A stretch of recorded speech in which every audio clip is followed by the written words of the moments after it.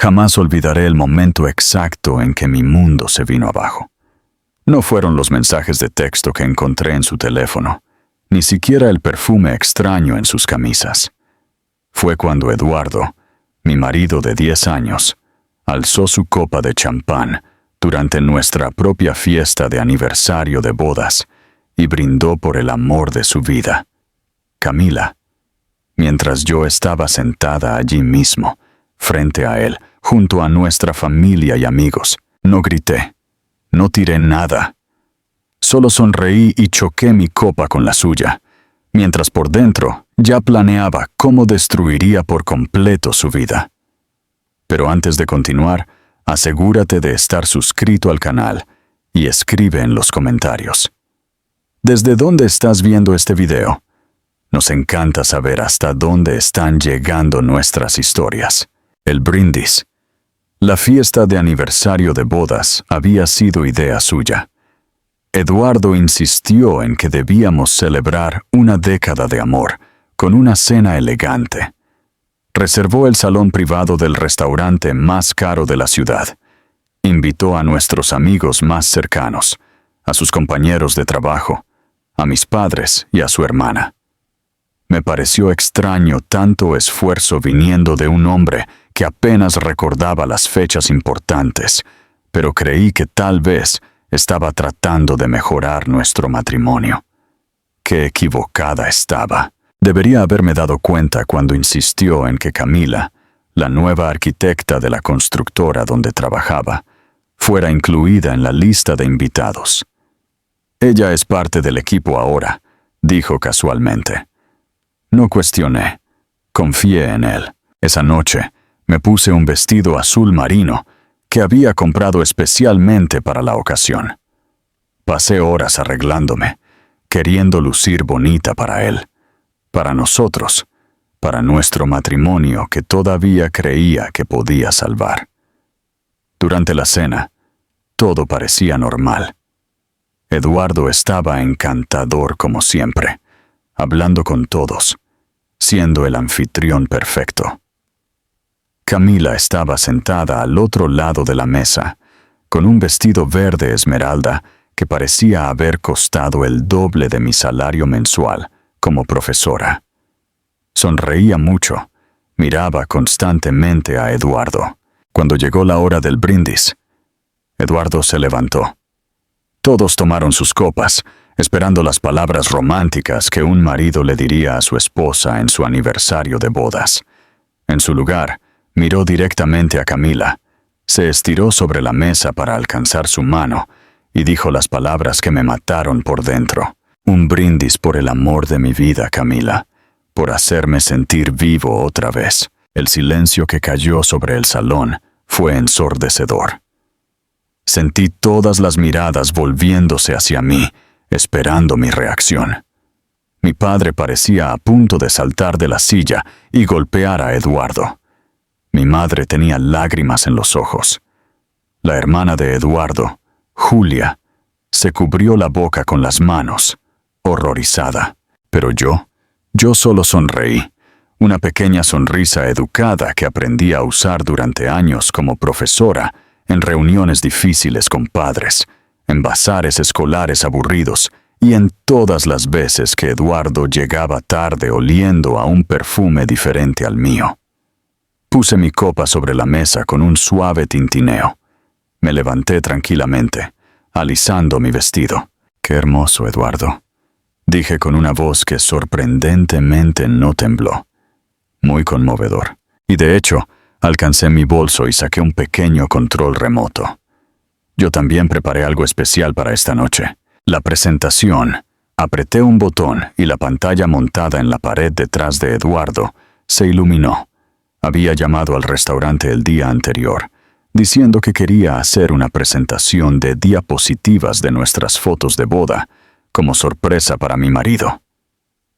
El gerente fue extremadamente servicial. La primera imagen no era una foto de boda, era una captura de pantalla ampliada de un mensaje de texto.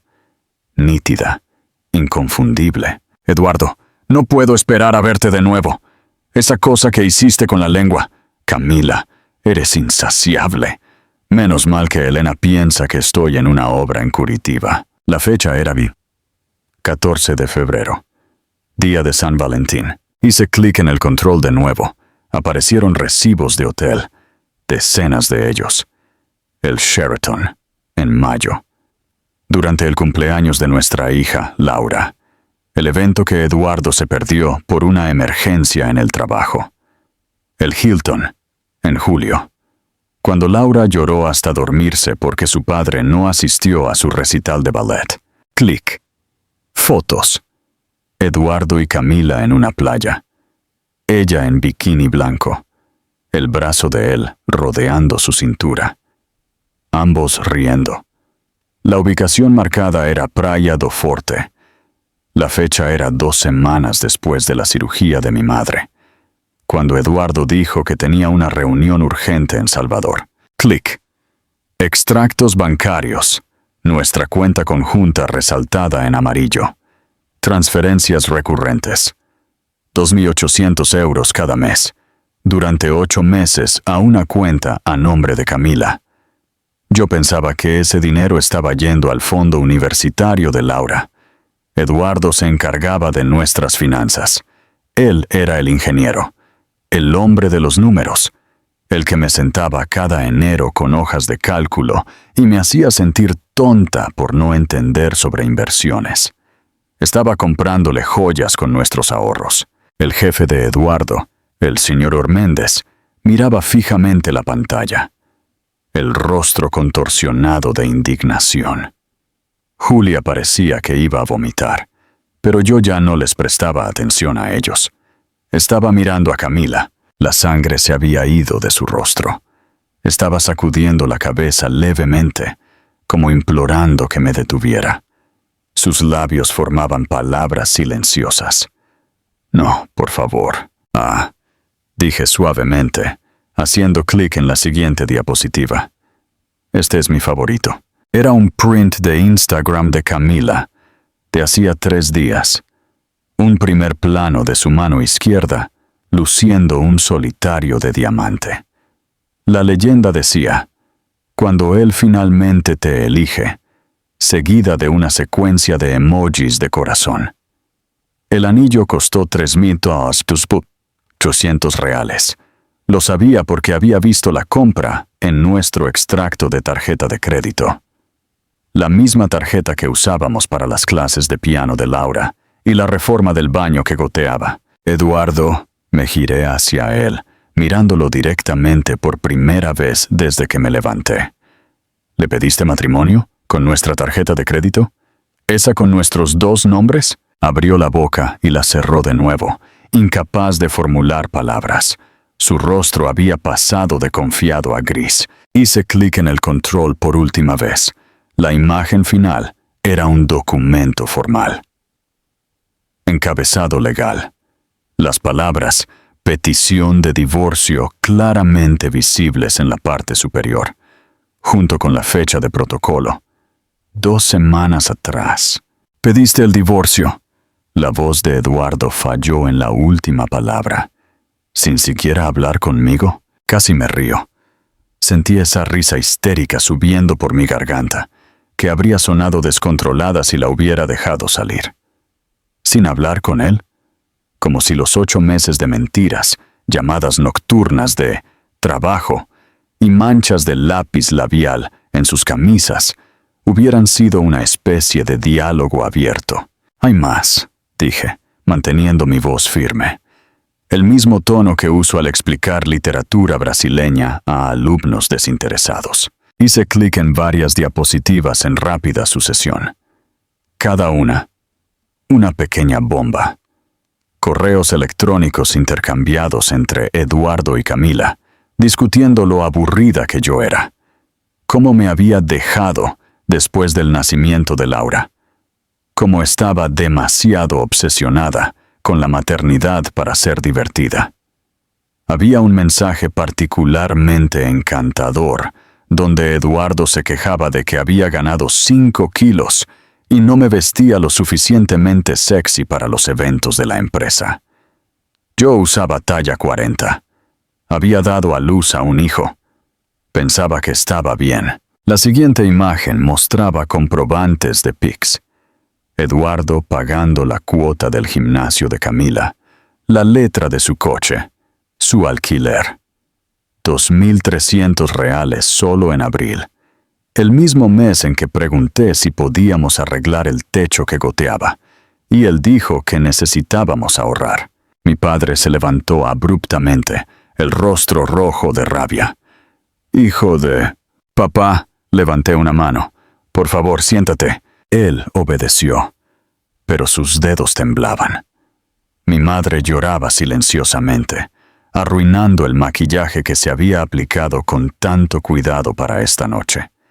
Estaba tan emocionada, diciéndome lo bueno que era que Eduardo quisiera celebrar nuestro matrimonio adecuadamente. El jefe de Eduardo carraspeó. «Eduardo, creo que necesitamos irnos». «No», dije en voz baja, y algo en mi voz hizo que todos se congelaran. «Él se queda, todos se quedan. No he terminado». Camila temblaba visiblemente ahora. Había empujado su silla hacia atrás, como si fuera a correr, pero Julia, de alguna manera, se había movido para bloquear la puerta. Los ojos de Julia llameaban. Ella siempre fue amable conmigo. Trajo comida cuando nació Laura. Cuidó a nuestra hija cuando Eduardo y yo fuimos a terapia de pareja el año anterior. Terapia de pareja donde Eduardo juró, mano en el corazón, lágrimas en los ojos, que no había nadie más, que solo estaba estresado por el trabajo, que necesitaba que yo fuera más comprensiva. Le creí, me esforcé más. Hice sus platos favoritos. Perdí esos 5 kilos. Compré lencería que me hacía sentir ridícula. Planifiqué noches de cita. Leí artículos sobre cómo mantener vivo el matrimonio después de los hijos. Todo el tiempo, él estaba planeando un futuro con ella. La parte realmente interesante, continué, avanzando a la siguiente diapositiva, es lo que pasó después de que lo descubrí todo. Verán, no confronté a Eduardo de inmediato. Quise ser estratégica. Esta diapositiva mostraba un extracto bancario de una cuenta solo a mi nombre. Una que Eduardo no sabía que existía. El saldo mostraba 48.000 reales. En Brasil, la división de bienes en el divorcio se hace de forma justa, expliqué, como si estuviera dando una clase en lugar de destruyendo públicamente la vida de mi marido. Los bienes adquiridos durante el matrimonio se dividen por igual, y nuestra cuenta de ahorro conjunta tenía poco más de 90.000 reales hace 2 semanas. Vi la comprensión surgir en el rostro de Eduardo. El color desapareció por completo, dejándolo pálido bajo las luces del restaurante. ¿Tomaste la mitad? Tomé exactamente lo que tenía derecho a tomar el día en que presenté la solicitud. Antes de que pudieras drenarlo para comprarle a ella, gesticulé hacia Camila sin mirarla. Un coche nuevo o un apartamento, o cualquiera que fuera tu próximo gran gesto romántico. Eduardo avanzó, las manos golpeando la mesa con la fuerza suficiente para hacer saltar las copas. ¿Ese dinero era para la educación de Laura? No. Mi voz se volvió fría, más fría de lo que sabía que podía sonar. Ese dinero debía ser para la educación de nuestra hija, pero tú pasaste 8 meses dándoselo a tu novia. Así que me aseguré de que lo que quedó realmente vaya a donde debe ir. Hay una cuenta separada ahora a mi nombre y al nombre de Laura. No puedes tocarla. «¡No puedes hacer esto!», gritó Eduardo. Ya lo hice. Hice clic en otra imagen. Y también contacté al departamento de REA-TACH de tu empresa. La pantalla ahora mostraba un intercambio de correos electrónicos. ¿Profesional? Formal.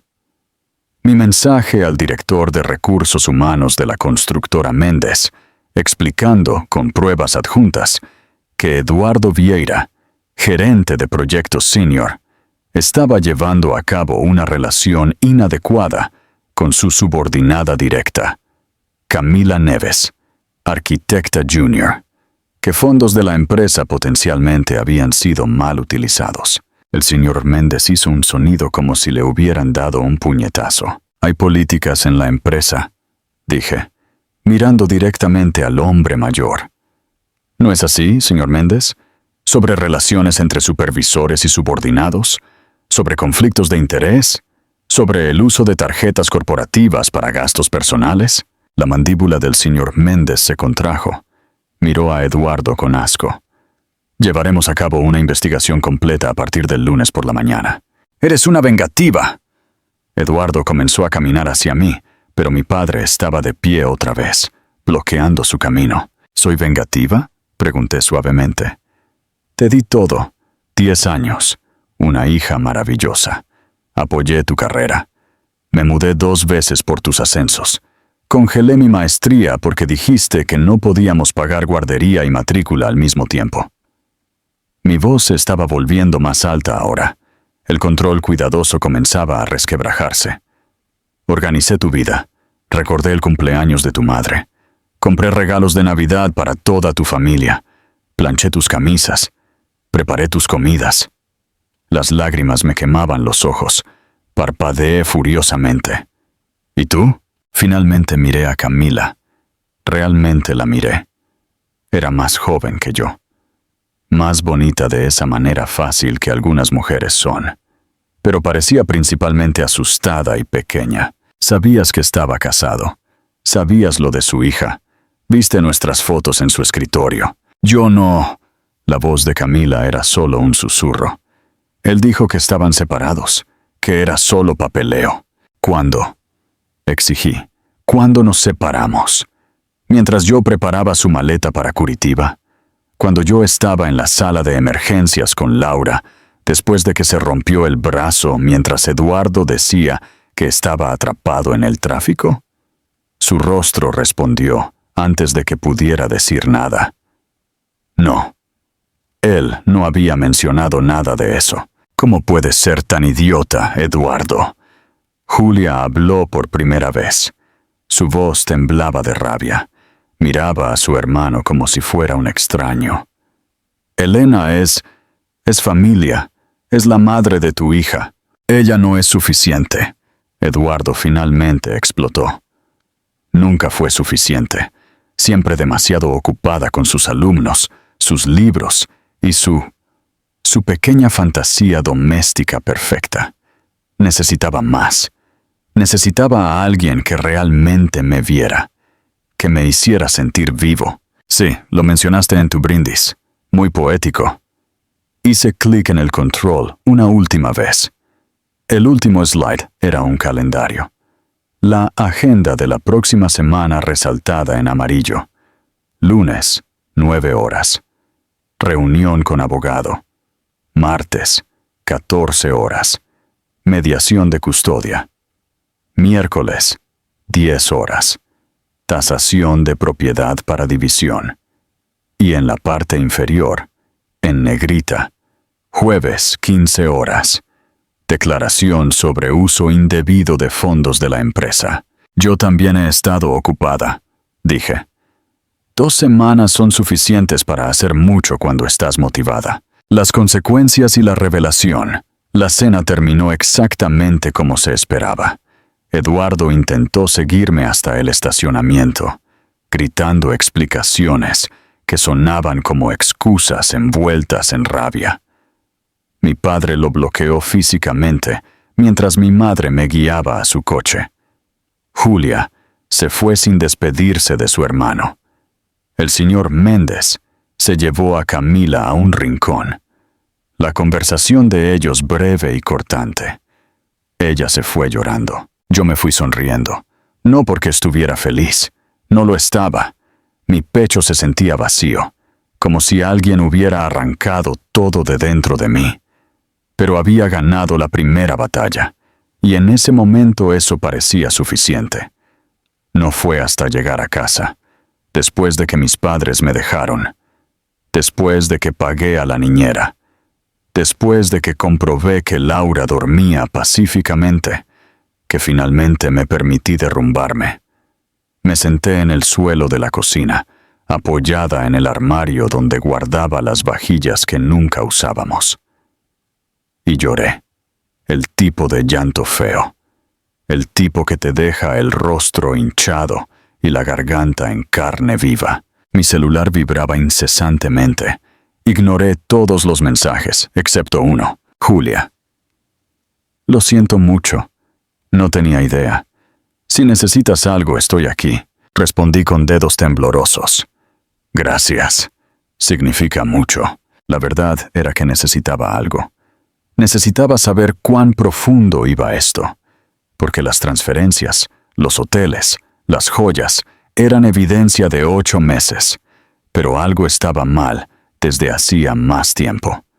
Lo había sentido, lo había ignorado, me había convencido de que estaba siendo paranoica o insegura. Pero mi instinto sabía. Entonces, a las 2 de la mañana, sentada en la oscuridad con mi laptop iluminando mi rostro, comencé a cavar más hondo. Eduardo mantenía todo organizado en Google Drive. Compartíamos cuentas, fotos familiares, documentos fiscales, pólizas de seguro. Él nunca había cambiado las contraseñas. ¿Por qué lo haría? Yo era la esposa dedicada, la que confiaba en él. Encontré la carpeta por accidente. Estaba etiquetada como Presupuesto 2023, que debería contener hojas de cálculo y seguimiento de gastos. En su lugar, estaba llena de fotos, cientos de ellas. Camila en una fiesta de fin de año en diciembre del año pasado, 10 meses atrás. Ella con un vestido rojo, el brazo de Eduardo alrededor de su cintura, ambos sosteniendo copas de champán bajo un muérdago. Reconocí el lugar. Era la fiesta de confraternización de la empresa, la que Eduardo dijo que yo debería saltarme porque sería demasiado aburrida y debería quedarme en casa con Laura. Yo pasé esa noche envolviendo regalos de Navidad, más fotos, un viaje a la playa el verano anterior. Eduardo me dijo que iba con amigos de la universidad para un fin de semana de pesca. Pero allí estaba Camila con un pareo, riendo, con los pies en la arena. Seguí deslizando, mi estómago apretándose con cada nueva imagen. Un concierto, un festival de vinos, un fin de semana en Campos do Jordão. Cada uno durante periodos en que Eduardo tenía una excusa. Trabajo, amigos, obligación familiar. Llevaban más de un año juntos, tal vez más, pero esa no era la peor parte. La peor parte fue el documento que encontré enterrado varias carpetas abajo, disfrazado como notas de evaluación de propiedad. Era un anuncio inmobiliario, un apartamento en Morumbi, barrio noble, con fácil acceso a la empresa y restaurantes sofisticados. 3 habitaciones, 2 baños, balcón gourmet, compra pendiente. Fecha de cierre: 12 de octubre, menos de 2 semanas a partir de ahora. ¿El comprador? Eduardo Vieira y Camila Neves. Mis manos se quedaron entumecidas. Ya habían comprado un lugar juntos. Él puso el nombre de ella en el documento. Abrí los documentos financieros adjuntos. Había sacado un préstamo personal de 35.000 pileles contra su FGTS, nuestra cuenta de jubilación, esa que estábamos construyendo hacía 15 años. Había planeado irse pronto. El brindis en la cena no era solo crueldad, era su discurso de salida. Me recosté, mirando la pantalla hasta que mis ojos me ardieron. Entonces, tomé mi teléfono y llamé a alguien con quien no hablaba hacía 5 años. Son las 3 de la mañana. ¿Estás bien? La voz de Renata estaba somnolienta, confundida. Renata Soares, mi colega de la universidad, la que siguió la abogacía mientras yo me casaba, que se especializó en derecho de familia y contabilidad forense. De quien me alejé porque Eduardo siempre decía que era demasiado radical y lo hacía sentir incómodo. Claro que lo hacía sentir incómodo. Ella lo llamó manipulador en nuestra fiesta de compromiso. Necesito tu ayuda, dije, mi voz sonando más firme de lo que me sentía. Necesito que destruyas la vida de alguien, legal y completamente. Y necesito que sea rápido. Hubo una pausa. Cuéntame todo. La estrategia legal. Conté cada detalle. El caso, el dinero, el apartamento, el cronograma. Cuando terminé, Renata se quedó en silencio por un momento. Ese préstamo contra el FGTS, dijo lentamente. ¿Firmaste algo? ¿Qué? Legalmente, si estás casada en régimen de comunión parcial de bienes, se requiere consentimiento conyugal para usar el FGTS como garantía de préstamo. Es ley federal. ¿Firmaste algún documento? Pensé. Eduardo lidiaba con toda nuestra documentación. Yo firmaba lo que él ponía delante de mí. Declaraciones de impuestos, documentos de refinanciamiento, actualizaciones de seguro. Pero habría recordado algo sobre fondos de jubilación. Esa era nuestro futuro, nuestra seguridad. No, respondí. No firmé nada sobre el FGT. Renata hizo un sonido que pudo haber sido una risa o un gruñido. Entonces ese préstamo es ilegal, nulo. ¿Y si usó ese dinero para dar la entrada a un inmueble con la amante? Elena, eso es fraude. Es mucho peor que solo infidelidad. ¿Podemos usar eso? La voz de Renata asumió un tono afilado. Podemos destruirlo con eso, pero necesito que hagas exactamente lo que yo diga. ¿Puedes? Sí. Genial. Primero, descarga todo. Cada archivo, cada foto, cada documento. Después, verifica una cosa para mí. Ella me guió para acceder a nuestras cuentas de inversión conjuntas, aquellas gestionadas por el consultor financiero de Eduardo. Las encontré.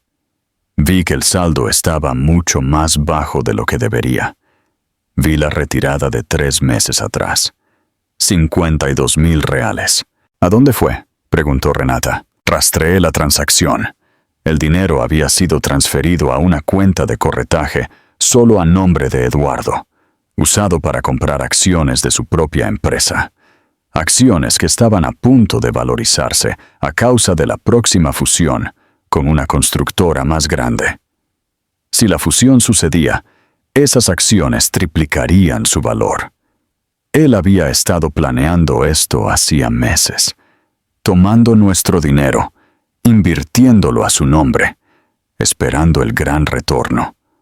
Luego se iría con Camila y una pequeña fortuna, mientras yo me quedaba con lo que el tribunal de divorcio decidiera ser justo. Ha estado ocultando bienes, susurré. Sí, Renata confirmó.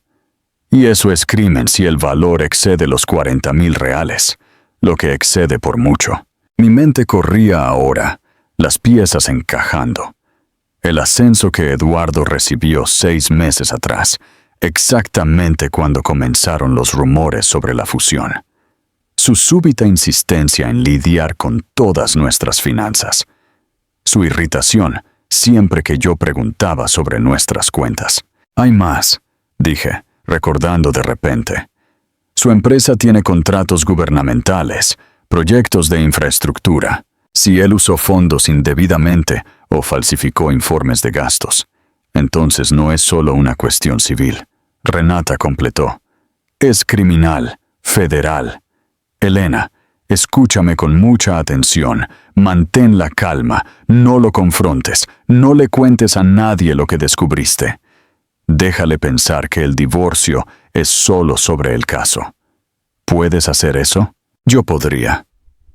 ¿Podría sentarme frente a Eduardo en la mediación de custodia y fingir que no sabía que había robado a nuestra familia?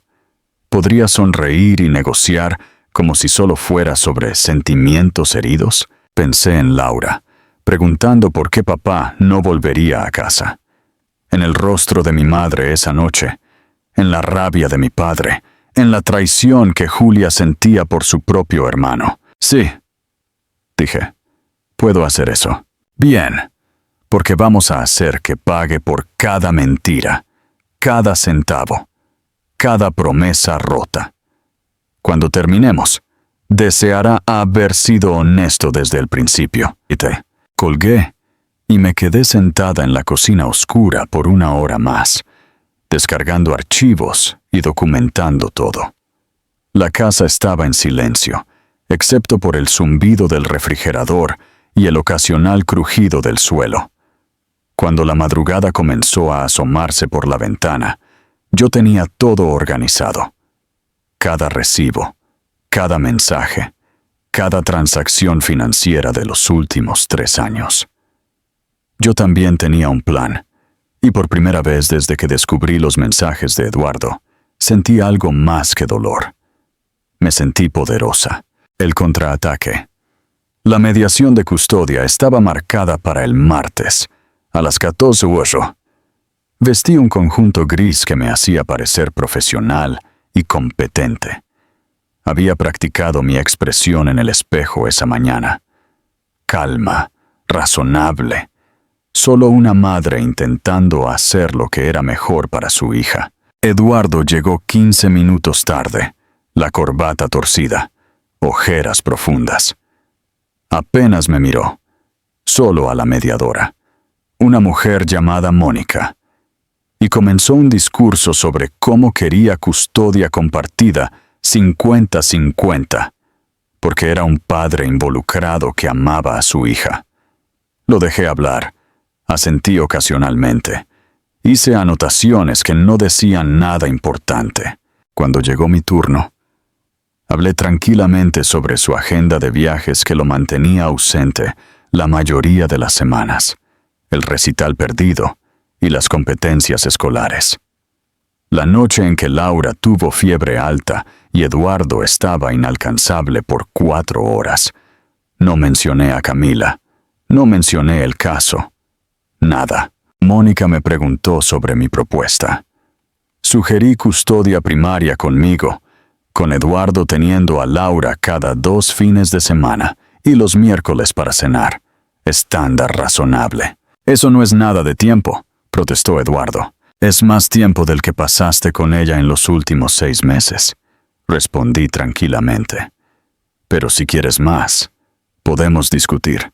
Tal vez cuando tu agenda de trabajo se estabilice. Él sabía que yo lo tenía acorralado. Su abogado, un hombre joven, en un traje caro que no dejaba de mirar su reloj, también se dio cuenta. Ellos acordaron mis términos. Mónica redactó la orden temporal. Al salir, Eduardo agarró mi brazo en el pasillo. Elena, me fe. No me toques. Por favor, necesitamos hablar. Hablar de verdad. Sin abogados, sí. Deberías llamar a tu consultor financiero, dije con una sonrisa educada. Creo que puede haber algunas irregularidades en nuestras cuentas de jubilación. Vas a querer resolver eso antes de la audiencia de división de bienes. Su rostro palideció. ¿De qué estás hablando? Solo algunas transferencias que no tienen mucho sentido. Estoy segura de que no es nada, pero mi abogada pensó que deberíamos mencionarlo. Transparencia, ya sabes. Me alejé antes de que él pudiera responder. Mis zapatos resonando en el suelo de mármol. Mi corazón latiendo tan fuerte que pensé que podría romperse. Fase 1 completada. La destrucción final. Jueves por la tarde. 15 hora. La sala de conferencias en la sede de la constructora Méndez era toda cristal y acero, con vistas al horizonte de São Paulo. El señor Méndez estaba en la cabecera de la mesa.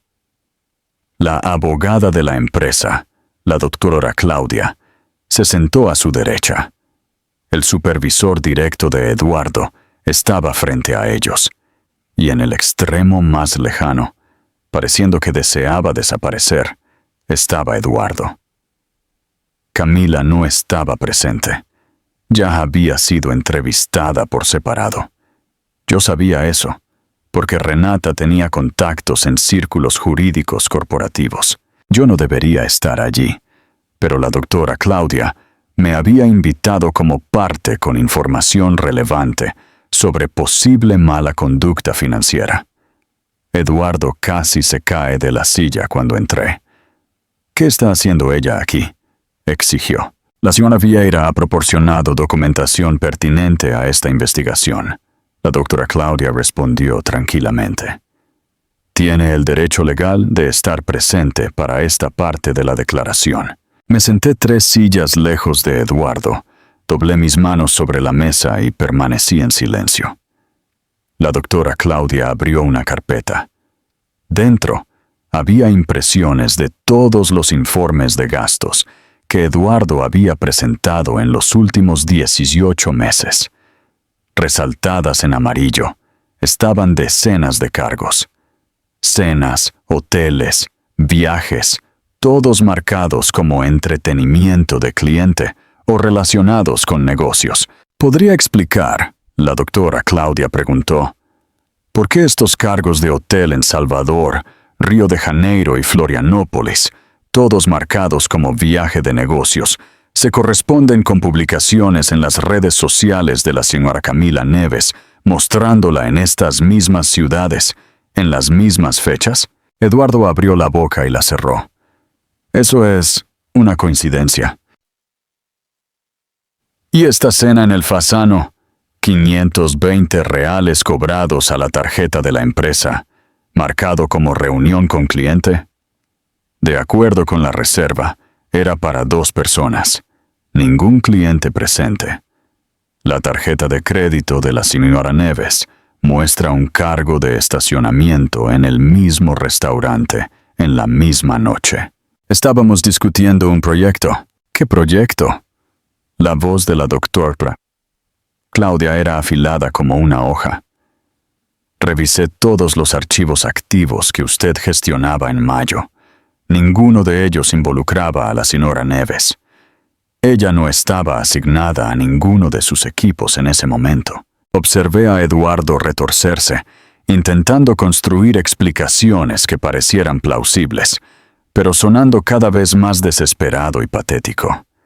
El señor Méndez permanecía en silencio, solo sentado, impasible, escuchando a su gerente senior, aquel que había ascendido y confiado, mentir repetidamente bajo cuestionamiento directo. Finalmente la doctora Claudia cambió a otra sección de su carpeta.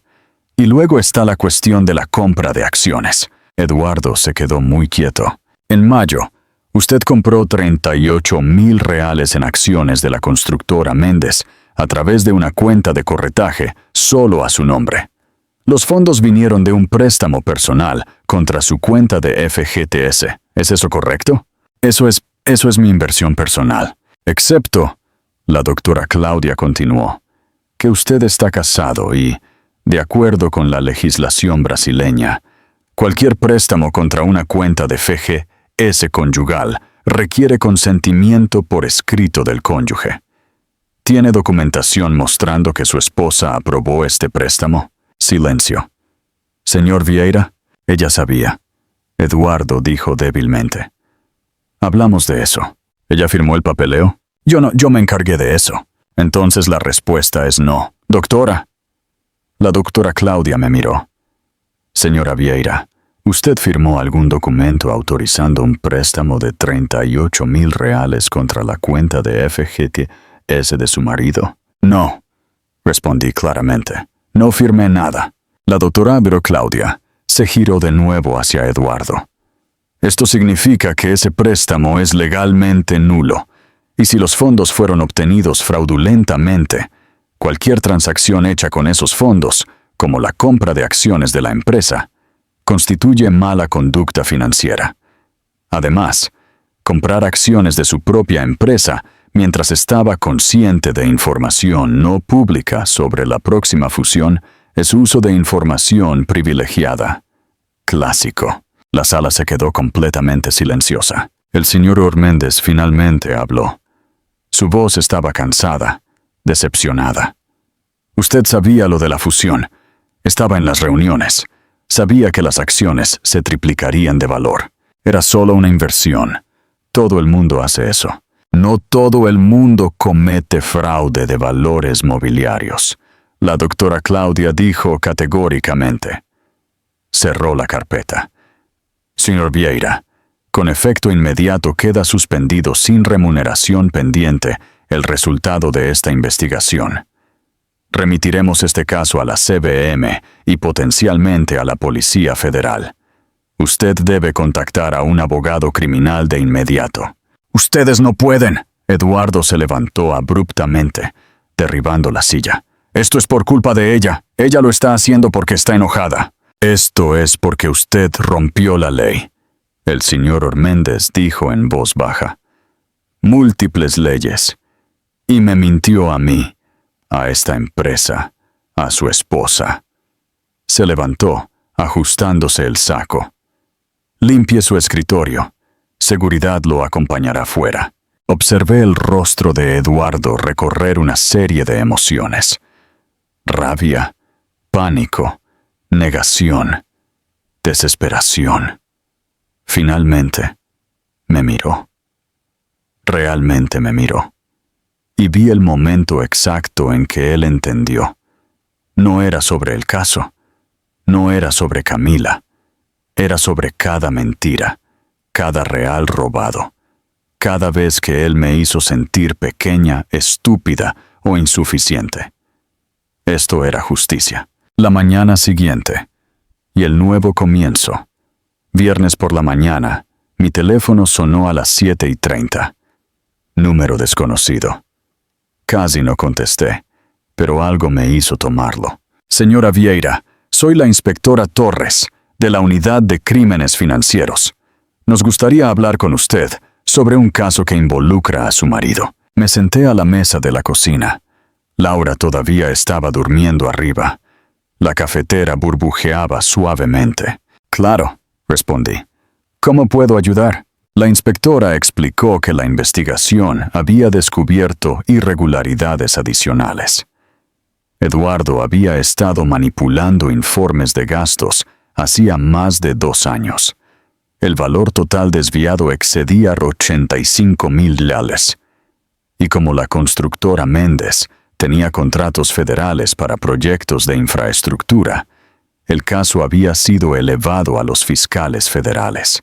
Nos gustaría que usted testificara, la inspectora Torres dijo. Usted tiene acceso a registros financieros que corroboran la línea de tiempo, y dado que algunas de las transacciones fraudulentas impactaron directamente sus bienes conyugales, usted tiene estatus de víctima. ¿Va a ir a la cárcel? Pregunté. Mi voz sonó distante, como si viniera de otra persona. Eso dependerá de los fiscales y, eventualmente, de un juez.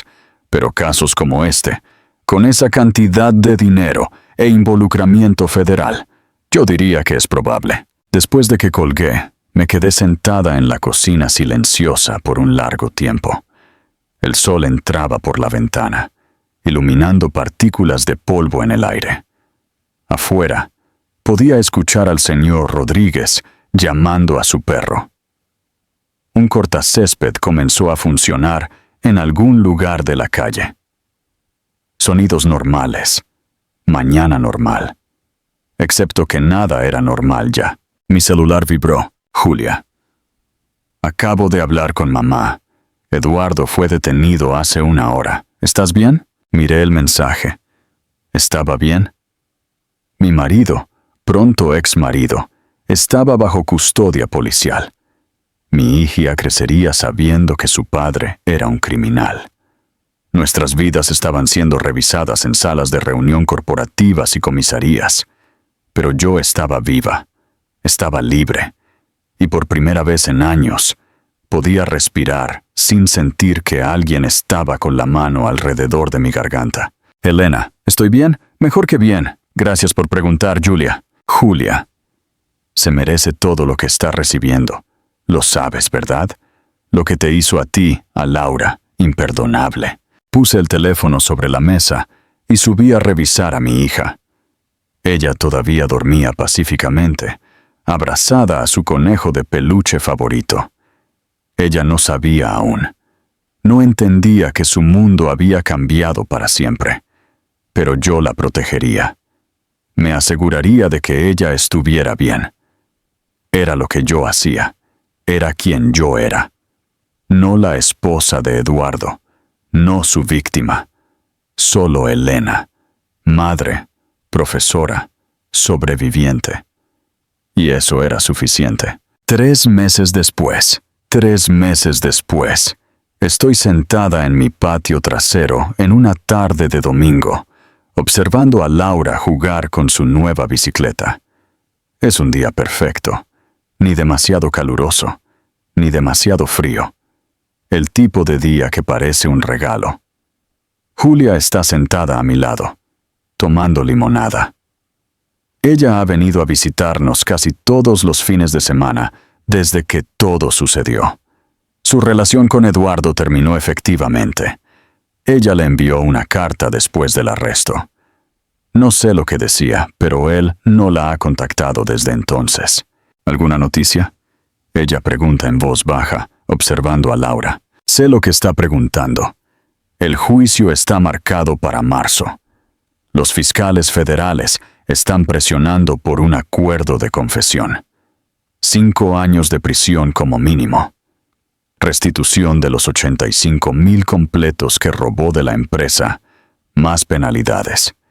El abogado criminal de Eduardo sigue intentando negociar, pero las evidencias son abrumadoras. Renata dice que él acabará aceptando el acuerdo. La prisión es inevitable. Su abogado llamó ayer.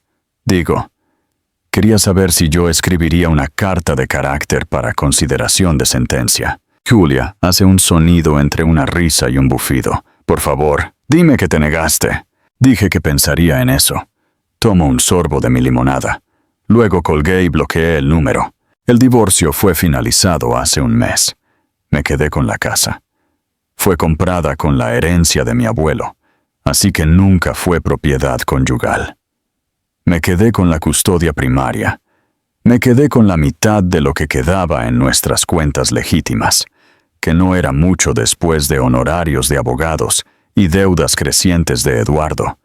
Pero también me quedé con los fondos de jubilación, todos ellos, ya que el préstamo ilegal anuló su reclamo. El juez no fue comprensivo con un hombre que defraudó a su propia familia. Camila, oí decir, se mudó a Río de Janeiro. Perdió su trabajo en la constructora Méndez, no por el caso, sino por no reportar las irregularidades en los informes de gastos que presenció. Dormir con el jefe no la eximió de responsabilidades profesionales. Su licencia de arquitectura está bajo revisión. Ella eliminó todas sus redes sociales. A veces me pregunto si ella piensa en mí, si se da cuenta de que no era especial, solo conveniente, joven y ansiosa por creer las mentiras de Eduardo. Parte de mí siente lástima por ella. La mayor parte no. Mamá, Laura me está llamando, agitando la mano con entusiasmo. Mira lo que puedo hacer. Dejo mi bebida y atravieso el césped. Laura está pedaleando sin las rueditas por primera vez, una sonrisa enorme en su rostro, el cabello volando detrás de ella. Te estoy viendo, mi amor. Estás increíble. Y es verdad. Ella está radiante, llena de orgullo y alegría. ¿Crees que a papá le gustaría ver? Pregunta, disminuyendo la velocidad y deteniéndose a mi lado. Mi corazón se aprieta. Ya hemos tenido versiones de esta conversación antes. La psicóloga infantil, que encontré a través de la escuela de Laura, dice que es normal. Los niños procesan el trauma en círculos, volviendo a las mismas preguntas hasta que las respuestas tienen sentido. Creo, digo cuidadosamente, agachándome para estar a su altura, que tu padre estaría muy orgulloso de lo rápido que aprendiste. Y yo sé que estoy muy orgullosa de ti. ¿Podemos grabar un video para él? Para cuando pueda ver. Lugar especial. Es como llamamos al centro de detención donde Eduardo está siendo retenido hasta el juicio. La doctora Patricia, la psicóloga, sugirió usar lenguaje neutral. No mentir, pero no traumatizar. Es un equilibrio delicado. Claro que podemos, respondo con una sonrisa genuina. Vamos a hacerlo ahora mismo. La paz. Esa noche, después de que Laura está dormida y Julia se fue a casa, Me siento en mi oficina en casa, el cuarto de invitados que convertí el mes pasado, y miro la carta de aceptación pegada en mi mural. Maestría en literatura en la USP. Me inscribí en octubre, justo después de que se presentaran los papeles del divorcio. Recibí mi carta de aceptación hace 3 semanas. Empezaré las clases el próximo semestre. Eduardo me convenció de posponer mi maestría 10 años atrás. Dijo que no podíamos pagar con la hipoteca y un bebé en camino. Dijo que siempre podría volver después. Después se convirtió en nunca, y yo lo había aceptado. Pensé que aquel capítulo de mi vida estaba cerrado. Resulta que solo estaba en pausa. Mi teléfono vibra. Renata, ¿cena el jueves? Hay un restaurante tailandés nuevo cerca de la oficina que quiero probar. Elena, perfecto, yo invito. Te debo 1000 cenas. Renata, no me debes nada, pero nunca voy a rechazar comida gratis. Me recuesto en la silla, mirando alrededor del pequeño escritorio. Mis libros en los estantes, aquellos que había guardado años atrás, porque Eduardo decía que abarrotaban la casa. Mis diplomas enmarcados en la pared. Una foto de Laura en mi mesa, sonriendo a la cámara con esa alegría pura de niña. Este es mi espacio, mi vida, mía. La gente sigue preguntándome cómo estoy. Mi madre llama todos los días, preocupada. Mis colegas en la escuela me observan como si pudiera romperme en cualquier momento. Las otras madres del club de lectura susurran cuando piensan que no puedo oír. Algunas solidarias, otras secretamente entretenidas con el drama ajeno. Les digo a todas lo mismo: estoy bien. Y lo extraño es que realmente lo estoy. No bien como si nada hubiera pasado. Bien como alguien que sobrevivió a algo que debería haberla destruido y todavía está de pie. Bien como alguien que descubrió que es más fuerte de lo que jamás imaginó ser. Eduardo me quitó mucho. Años, confianza, dinero, el futuro que planeé. Pero no se llevó las partes que importan. Sigo siendo la madre de Laura. Sigo siendo una profesora apasionada por lo que hace. Sigo siendo alguien que puede reconstruir a partir de ruinas. Hay una cita que he estado pensando últimamente, algo que leí en uno de los libros que volvieron a ocupar mis estantes. Puede que no controles todos los eventos que te suceden, pero puedes decidir no ser reducida por ellos. Yo no fui reducida. Fui refinada. La traición quemó todo lo que no era esencial, todo el fingimiento, la necesidad de complacer, el desespero por ser suficiente para alguien que nunca vería mi valor. Lo que queda es más claro, más fuerte, más verdadero. No sé lo que el futuro depara. Tal vez salga con alguien de nuevo un día. Tal vez no. Tal vez termine mi maestría y enseñe en la universidad. Tal vez escriba ese libro que he estado pensando durante años. Pero lo que sea que haga, lo haré en mis propios términos, como yo misma, completamente sin pedir disculpas. Y eso vale más que cualquier matrimonio construido sobre mentiras jamás valió. Apago la luz de la oficina y subo las escaleras. Reviso a Laura una vez más, durmiendo tranquilamente, su respiración suave y regular. Beso su frente y voy a mi propia habitación. Mi habitación. No nuestra, solo mía. Me subo a la cama, tiro de la manta que mi abuela hizo hace décadas y cierro los ojos. Mañana me despertaré y haré todo de nuevo. Prepararé el desayuno, corregiré exámenes, ayudaré con la tarea, veré a Laura andar en bicicleta si el tiempo lo permite. Y haré todo eso con una ligereza que olvidé que era posible. Porque estoy libre. Finalmente. Completamente. Maravillosamente libre. Ahora, si te gustó esta historia, haz clic en suscribirse y dime en los comentarios qué parte te dejó boquiabierto. Y no olvides unirte como miembro para tener acceso a videos exclusivos que no publico aquí. Te espero allí.